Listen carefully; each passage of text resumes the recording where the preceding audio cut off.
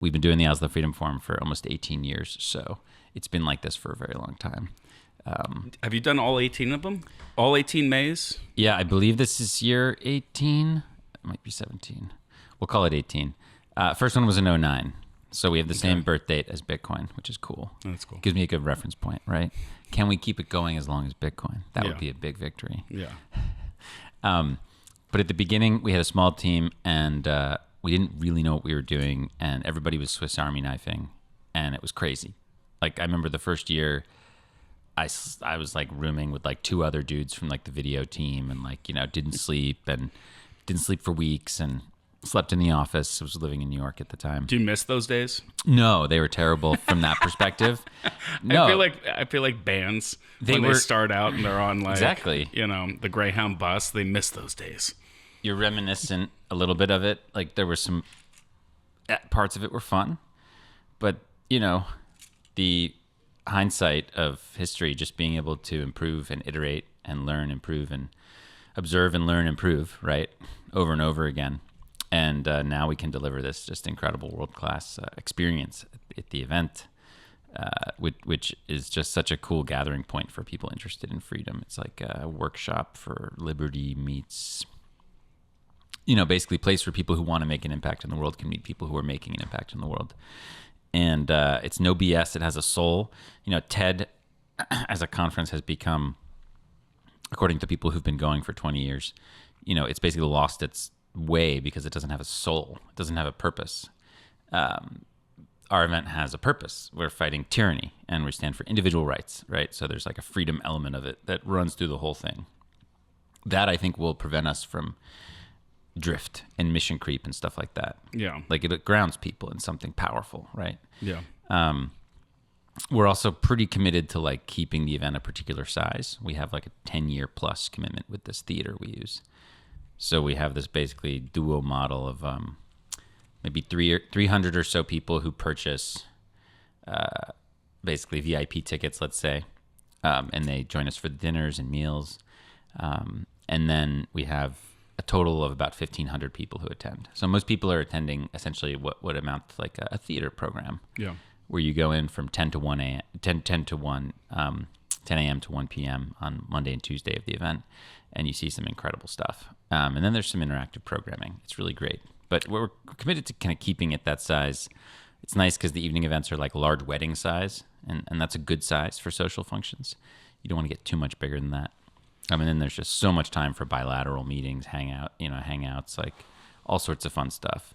And the Bitcoin has crept into it over time, which has been really fun to see. Like, it started with just a couple people, and now it's like we have like 150 Bitcoiners coming to this thing. Is this the biggest one for Bitcoin coming up? I mean, every year it's a struggle to... I mean, it's so high signal. This year we're doing a retreat for our grantees for the Bitcoin Development Fund. So it's the 5-year anniversary of the Bitcoin Development Fund. So we're looking back, and we tried to invite as many grantees as it made sense to come. We've supported almost 300 projects and developers over these 5 years. And some of them have done life-changing, world-changing stuff. Like, it's been really, really cool to see. So we want to try to bring those people together. So Femi, who's running our development fund, is leading a day-long thing on the Sunday before the conference. Cool.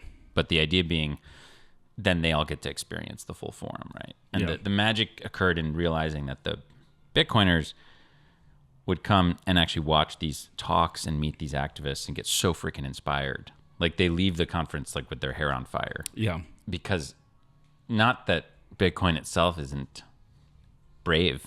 It absolutely is. It's maybe the bravest thing. But the day-to-day activities of working in Bitcoin are sometimes, maybe they don't feel brave, right? Because you're just kind of tapping away. Maybe you're isolated.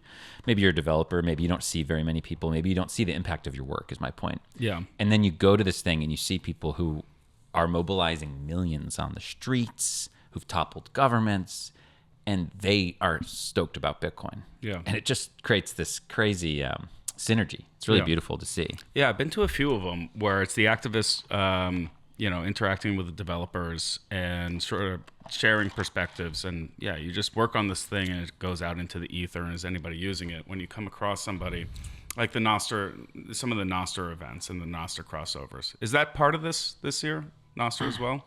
Yeah, we want to do more. We will have what we've been messing around with is basically the thing about Bitcoin is that the average person is kind of prickly towards Bitcoin. It's so great. Well, I just mean over the course of doing this thing. What's it going to take? Well, let's look at chronology. So we started this thing in 2009. Julian Assange speaks at the second Oslo Freedom Forum in person. He was there. That's where I met him the first time. And a year later, he pastes a Bitcoin address to the WikiLeaks Twitter account in June of 2011. And we're paying attention to this. Like, we're looking at this. And this is sort of part of our history, too, right? We're, like, watching this. It's kind of crazy. A year later, people start asking to pay for their Oslo Freedom Forum tickets in Bitcoin.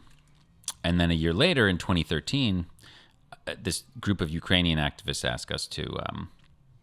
Wait, hold on. Did you accept payment in Bitcoin? Absolutely. In 2012? Yeah, in 2013, I think 2013? We started. And it was like... Hold it? We were like, what? No, we download... There were very few wallets at the time available that were like anywhere close to being reputable. So we downloaded a Coinbase wallet. Yeah. And we kept it in there. And we didn't like know any better. Did you hold on to it or convert it? We held on to it. Oh, there we go. Because we forgot about it. Okay. Kind of. Even better. Yeah. That's the best type of hodl. So that's the forced hodl by accident. We started accepting it, and then what ended up happening is again, we started doing a little more with Bitcoin over the years, but in like late 2017, early 2018, our board was like, we should be selling this.